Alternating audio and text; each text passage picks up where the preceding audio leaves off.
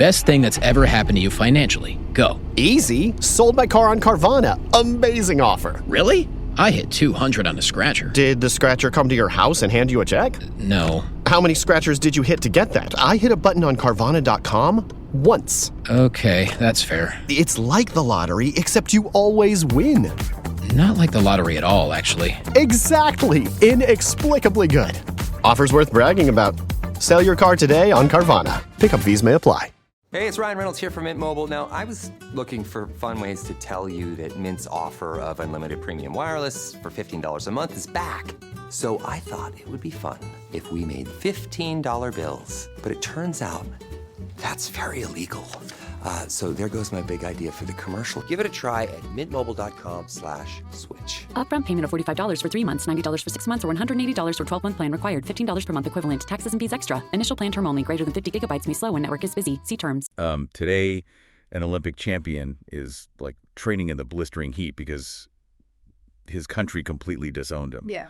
Well, right next door, a national hockey team is fighting this bitter political war over the color of a jersey. Yeah. And that's just the sports page. Right. Just the tip of the iceberg today. Exactly. So welcome to today's deep dive. We have a massive stack of sources today from August 4th, 2026. And our mission here isn't to just, read you the headlines. No, we're looking at a much bigger picture today. We are. We're looking at what happens when the foundational structures of the society just stop working the way they were designed to.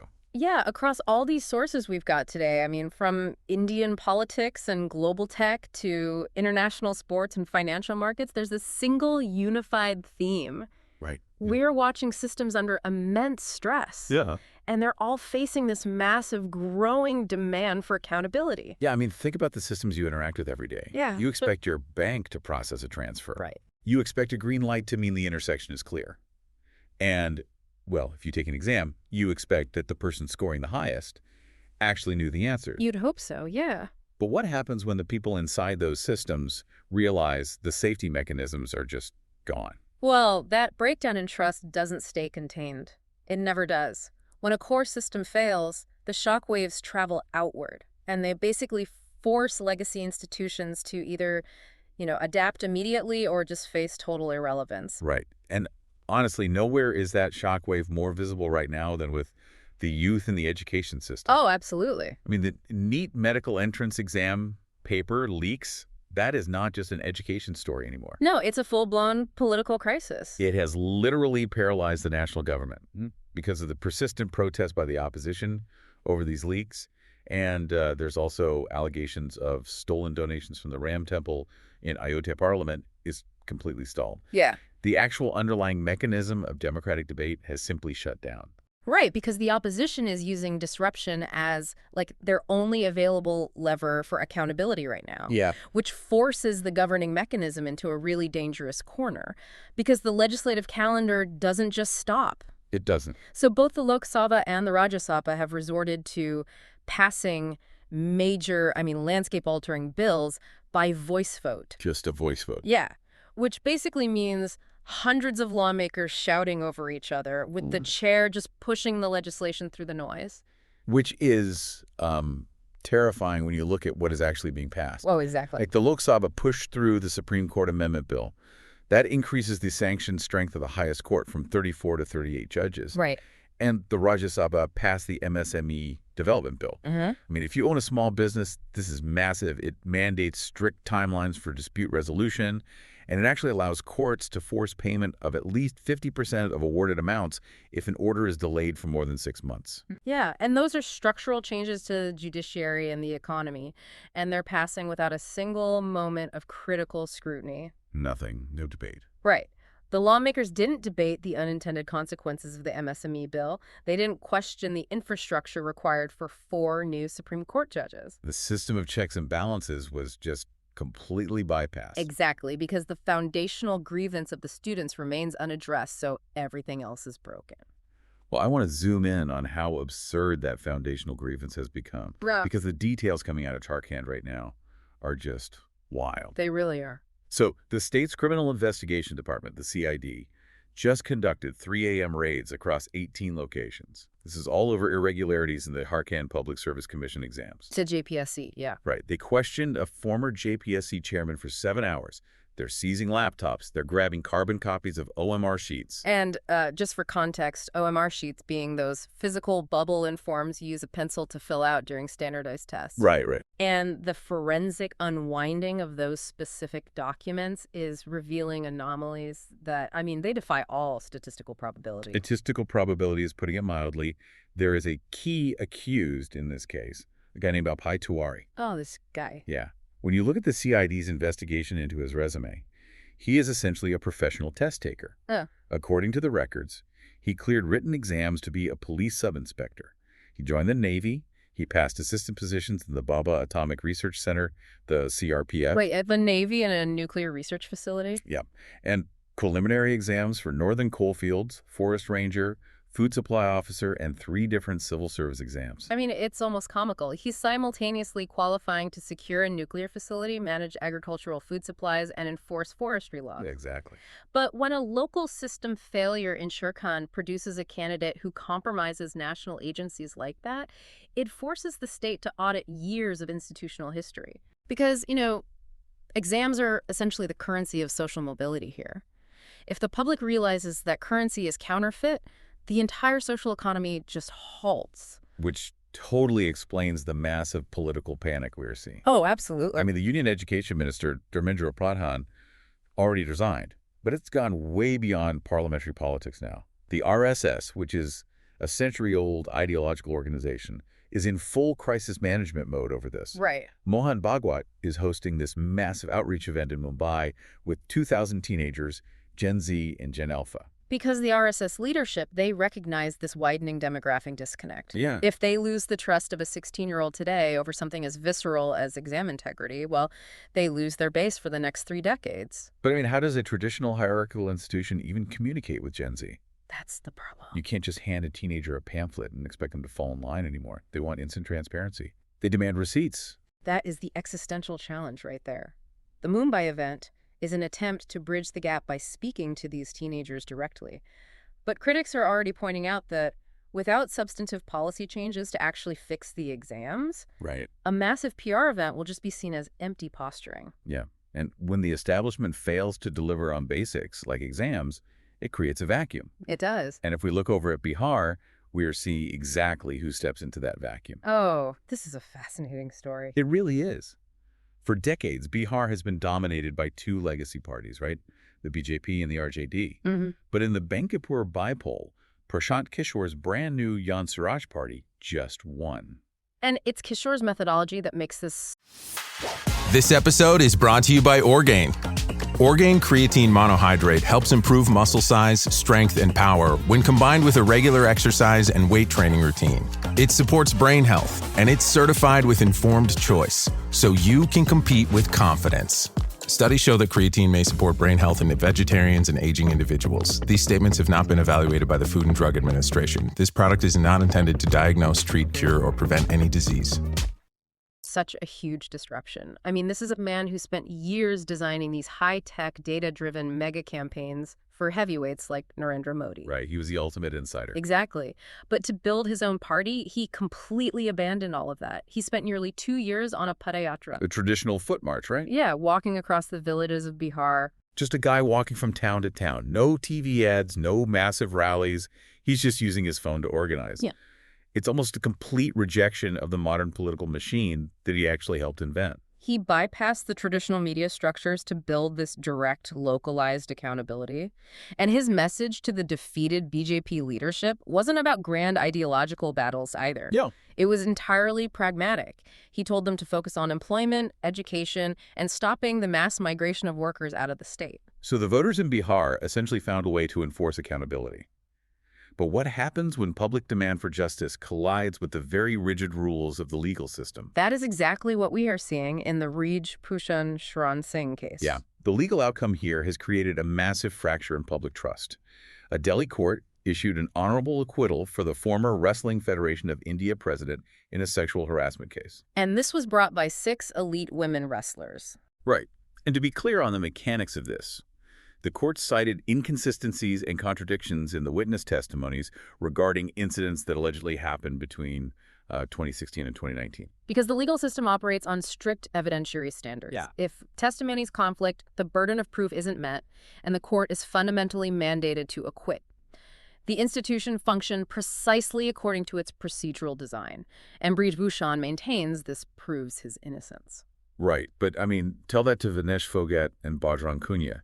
These athletes led months of protests, and they are devastated by this ruling. Understandable. They are pointing out that when you are dealing with a powerful political figure over a span of several years, systemic intimidation naturally affects how witnesses recall and report events. The friction here is profound.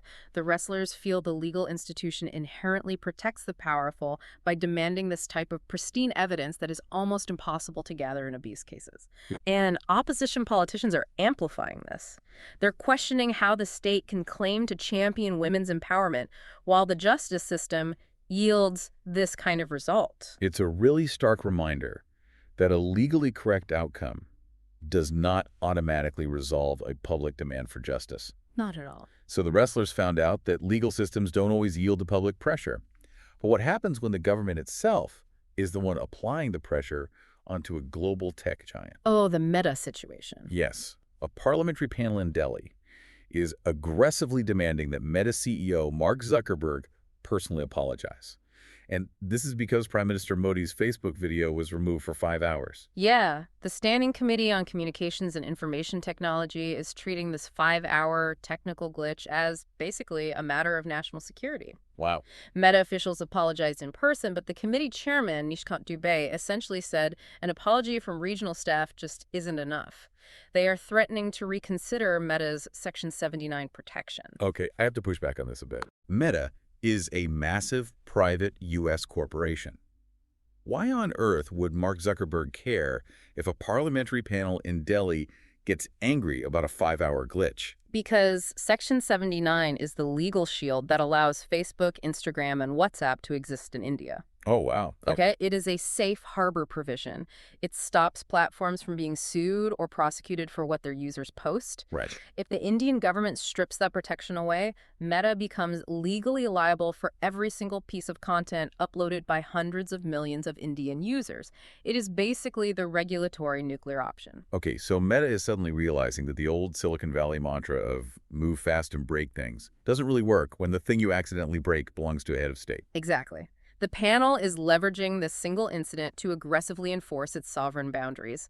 They are now demanding audits on how Meta handles child safety and content targeting women. Wow. The government is proving that no matter how vast a digital platform is, it still has to bow to the jurisdiction of the physical state it operates in. And as governments tighten their grip on tech platforms, they are also, struggling to enforce rules on physical resources. Oh, the water dispute. Yeah.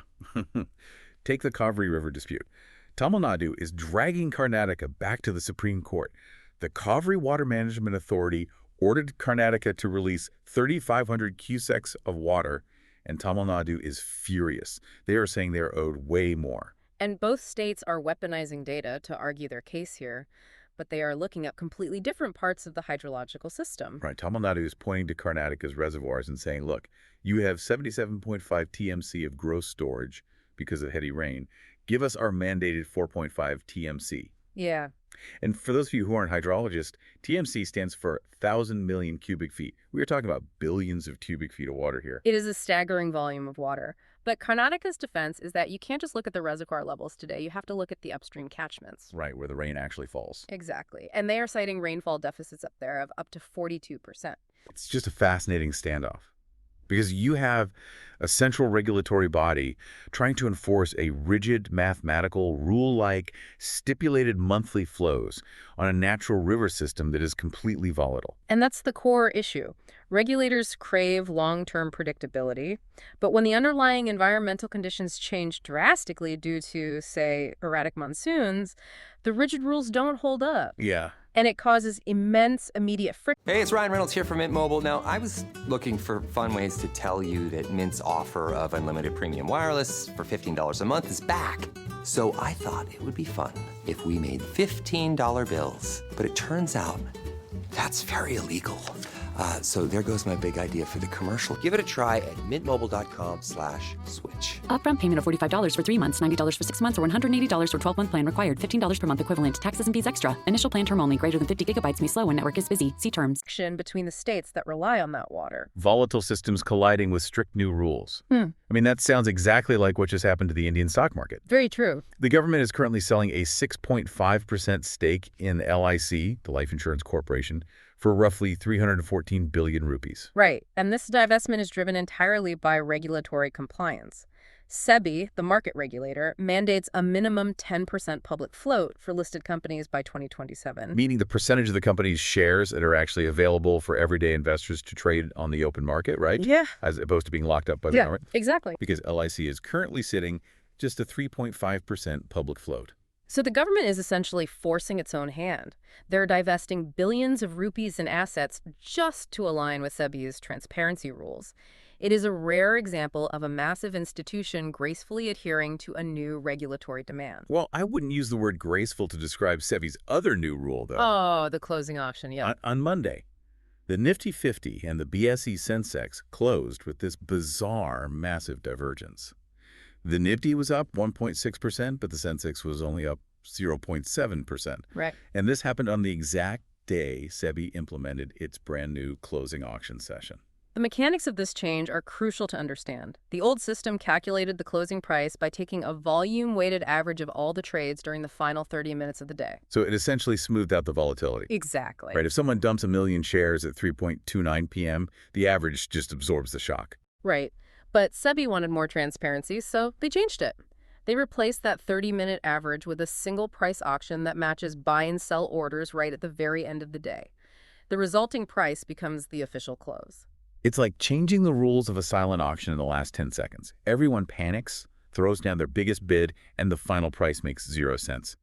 I mean, how does a rule designed to increase fairness actually break the index on day one? Because when you concentrate all the market's liquidity into a single split-second auction, one massive institutional trade can entirely skew the final price discovery. Oh, wow. Yeah, and this happens before the algorithms and human traders have even learned how to price it in. So they broke the market to make it more transparent. Temporarily, yes. Analysts are calling it a transitional anomaly. When you rewire the core mechanism of a complex system, whether it's the stock market's closing bell or the allocation of river water, you are going to see glitches. The system has to fracture a little bit to accommodate the new rules. We've looked at how internal systems, politics, resources, markets adapt or fail. Now I really want to look at the global stage. What happens when you put these administrative systems up against international competition? The contrast in our sports sources today is just staggering. It is the ultimate stress test for institutional backing, frankly. It really is. In Indian hockey, veteran goalkeeper P.R. Sreejesh is practically begging his team to ignore a massive administrative uproar. The Indian men's hockey team is switching their jerseys from the traditional blue to saffron for the upcoming World Cup. Right. And former captains like Viren Raskinya are furious about the political undertones of that color change. And Hockey India's official excuse was that saffron provides better visibility on blue turfs. Which Sreejesh immediately pointed out makes 0 sense. Because they have been playing on blue turfs in blue jerseys for over a decade, including at the Olympics. Yeah, it's a weak excuse. Sreejesh is basically urging his squad to shrug off the noise and focus on ending a 50-year World Cup medal drought. Sreejesh is acting as a human shield for his team here. At the elite level of international sports, athletes cannot afford the cognitive load of administrative controversies. No. He is trying to insulate the talent from a system that is generating unnecessary friction. But, at least Sreejesh has a system to shield them from. Yeah. If you want to see what happens when an administration completely abandons its talent, look at Pakistan. Oh, the Arshad Nadeem story. Arshad Nadeem is the reigning Olympic javelin champion. He literally beat Neeraj Chopra in Paris with a 92.97-meter throw. But at the 2026 Commonwealth Games in Glasgow, Nadeem didn't even qualify for the final. Unbelievable. He threw sub-80 meters. A drop in performance of that magnitude isn't just a bad day at the track. It is a catastrophic systemic failure. And the reporting attributes this directly to a bitter feud with the Pakistan Amateur Athletics Federation. Yeah, they refused to retain his coach, Salman Butt, and they wouldn't release any funds for foreign training. So while Indian throwers are training in Swiss facilities with elite sports science backing, the reigning Olympic champion is stuck training in the blistering heat of Lahore, completely disowned by his own federation. It proves that raw talent alone is not enough. The Pakistani Sports Administration failed to adapt to the needs of a generational champion, letting internal feuds... I wrote a little song to remind you, Choice Hotels get you more of the experiences you value. The Cambria Hotel's got it all. A rooftop bar, have a ball. Cocktails up here feel just right. Is Cambria amazing? All right. Bring a date, your team, or even your mom. Book direct at choicehotels.com. See you on the roof. Destroy their greatest asset. Yeah. Institutional backing is the literal dividing line between a historic victory and a complete breakdown. And unfortunately, Pakistan's administrative failure in sports mirrors a much larger historical breakdown of the state itself. The self-declared Republic of Balochistan just announced August 11th as their Independence Day. Right. They're actively seeking global recognition for 60 million Balak people. And the context of that specific date is vital here. August 11, 1947 is when Balochistan originally declared independence from British rule before being annexed by Pakistan in 1948. They're citing decades of military action, economic crises, and a total lack of political accountability from the Pakistani state. When a state's internal systems fail to provide basic rights, representation, or economic support to a massive segment of its population for over 70 years, the system doesn't just experience a glitch. No. It breeds deeply rooted separatism. The machinery of the state fractures entirely. It is incredibly heavy, but it shows the ultimate cost of the system that refuses to adapt. So, to bring things back to how systems should work when under pressure, let's look at the Indian cricket team. A much brighter spot. Definitely.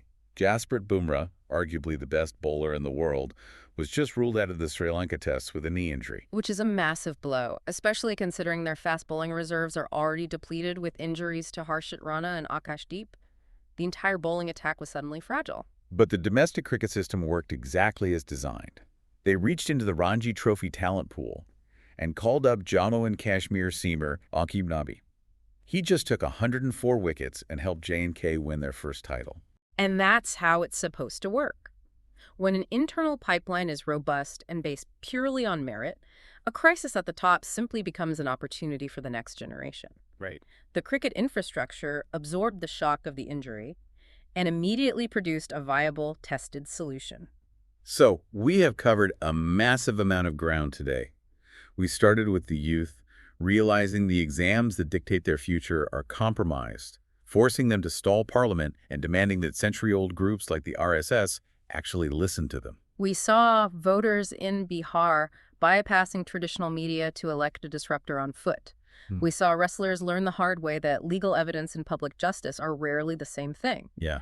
And we watched the government force tech billionaires to answer for broken videos while simultaneously struggling to enforce water rights between its own states. We watched the stock market trip over its own new transparency rules, and we saw how institutional support can mint a new cricket star in India, while the lack of it can destroy an Olympic champion next door. Through every single one of these events, the underlying mechanism is identical.